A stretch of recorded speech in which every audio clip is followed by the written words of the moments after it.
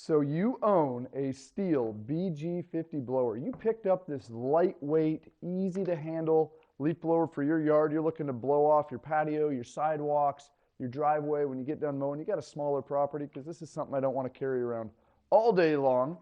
But you know, for a 15-20 minute job, this is an incredible blower. What do you need to do to get the most out of this blower? How do I start it? How do I store it? What kind of maintenance do I need to do? Here we go. Let's take a look at it right here. Okay, so with the BG50 blower, when I go to start this thing, the first thing I need to do is put it on run, put it on start, I guess. So you got an on and off switch right here. O is off, I is on, ignition. These are international symbols, so you want it on the I. Next thing we want to do is prime it. But how can we prime it if we don't have any fuel in it? So let's back up just a little bit. Let's talk about fuel. This is a 2-cycle machine where we're going to take a bottle of oil, and depending on the size that you get, these little guys here are for 1 gallon of gas. This bottle of oil with 1 gallon of ethanol-free fuel, all right? 1 gallon ethanol-free goes with this, or the ultimate, we could use the Stihl Moto Mix. This guy's right here is the stuff. This has a 2-year shelf life once I crack the lid. I'm not dealing with gas that's going bad near as fast as what we'll call pump gas. It's stable. It runs better, it starts better. If you're not going to use this all the time in this sweet little BG50 blower, you're at least going to want to use it when this thing goes into hibernation. You know, a blower is something I use really 11 months, 10, 11 months out of the year. But that time of the year, you know, January, February, where this thing's sitting, I'd probably think about storing it with this stuff right here. When you're not firing it up every week or two, use the Moto Mix. Okay, ethanol-free fuel, I hit on that. We know about ethanol. We know about the damage that ethanol causes, so really focus on an ethanol-free fuel if you're not going to use Moto Mix. I'm going to take that fuel that I've either mixed up or bought, and it's going to go right in here. Okay, let's top that fuel tank off. Let's just do it. See if we can do it without spilling here. Normally I like to use a funnel. A little bit of fuel in there. And then we're going to prime this baby. Okay, so we've got it turned on. We have fuel in. Cap goes on. Make sure you get that tight. And we got the primer right here. As a general rule, I'm going to give this 4 to 5 pumps on the primer. This is brand new. Hasn't sucked fuel before, so it might take a few extras. There we go. Fuel is pumping in. I can't flood it by priming it. I know that seems weird, but I'm telling you, you could pump this thing all day long. 4 or 5 pumps, that's my number. And then my choke is right here. I have this lever that I'm going to flip forward that's going to put the choke on. You can actually see right there, there's little notches, little marks. So there the throat is closed. Here the throat is open. So let's choke it. And then I always hold the trigger to start this. I find that they start easier with the trigger held. So it is choked, it is primed, hold the trigger. 1, 2, it fired. You guys hear that? Let's take it off choke.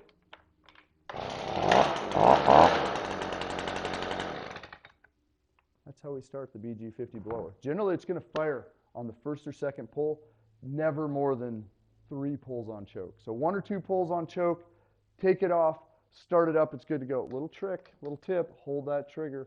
Holding that throttle makes it start way easier. Okay, so we know how to start it, we know what fuel to mix. What else do we need to do to this machine? What is going to cause me problems down the road? Biggest thing I see on a blower, fuel, we talked about that, bad fuel. The next is a plugged exhaust, right? So all of these machines behind me and around me have an exhaust screen in them. It's a spark arrestor. It's to prevent sparks from flying out and starting a fire. It's a necessary thing. They come in them. This little guy, in order to get into it, you can kind of see this screen right in there. And that guy actually just slides out. It's a little bit of a challenge to get into. So usually what I'll do with this is take off the starter. 1, 2, 3 screws, and this starter cover will come off. Once that's off, I can bend up the tab that's holding the screen down and I can slide it out. Well, how do I know when I need to deal with a plugged exhaust? You'll tell. When you pull the rope, it's going to sound different. It's going to sound muffled. It's going to sound like it can't breathe. It's not letting it out. So when you fire this thing up in 2 years down the road and it doesn't want to accelerate, that's something I would look at. Well, how does this plug? Why does this happen? You know what? Why doesn't Stihl get their stuff together and not make it plug up? It plugs from a couple things. One is stale fuel. Okay, fine, I got it. You don't have stale fuel. 2 is over mixing. Maybe used a bottle and a half to a gallon, because a little bit more is always better, right? When you do the laundry and you put in a little bit more, or the dishes, more oil is not better. It causes problems. It doesn't all burn up, and that screen in there gets plugged. Okay, no, I always mix it right. I get it, right? Okay, so you've got fresh fuel. You always mix it perfect. Dirty air filter. That will cause this. So my air filter is right under here. I got these 2 little tabs that I push in, and this cover sneaks out, and here is my air filter.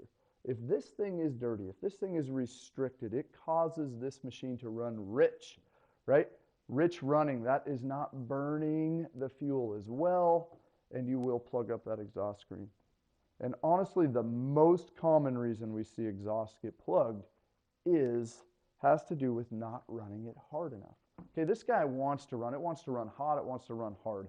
And when I go quarter throttle, sort of putz around, it doesn't burn that oil that's in the gas as well. And eventually what happens is it plugs up the screen. So run it hard.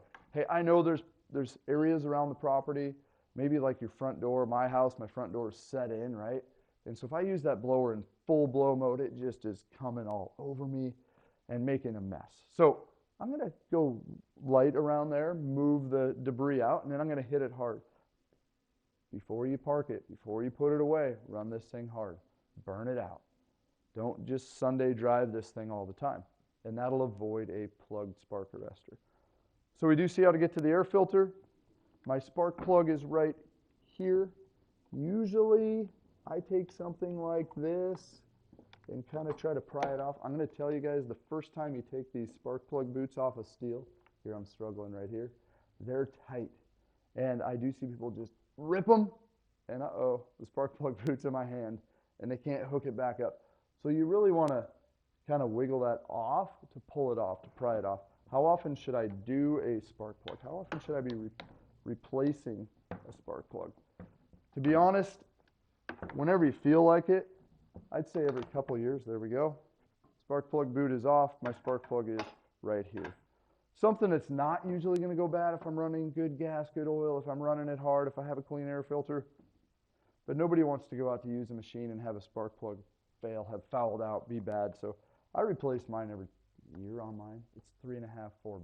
It's cheap. What else do we got to know about this thing? What are the problems that we see? Okay, we see the plugged spark arrestor. We see a dirty air filter. We see starter rope problems once in a while. So this has the standard, you got to rip it to start it, but always give it a little pull so you've engaged the starter. That way I'm not, bang, hitting it quite as hard. Okay, a couple things that we want to talk about besides this machine is some safety stuff. Blowers are loud, right? We got to protect our ears. So, you know, I got myself a pair of these nice Stihl earmuffs here. I'm always going to recommend earmuffs.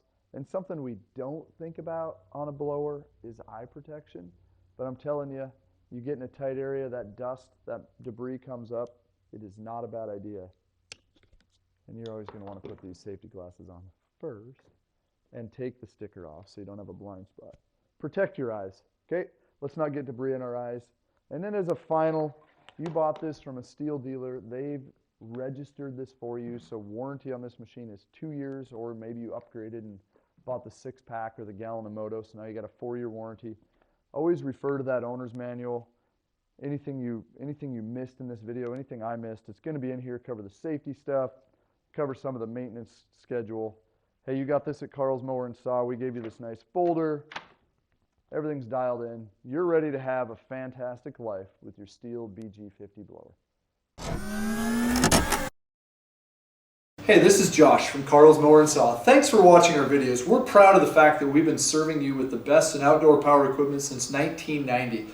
We're glad that you had an opportunity to sit down, watch our videos, learn something about an exciting new product that we have, something that interests you for your property, or really how to use your equipment to the best of its ability. Don't forget to like, subscribe, follow, whether it's on Instagram or YouTube. We're excited to share more information with you. See you soon.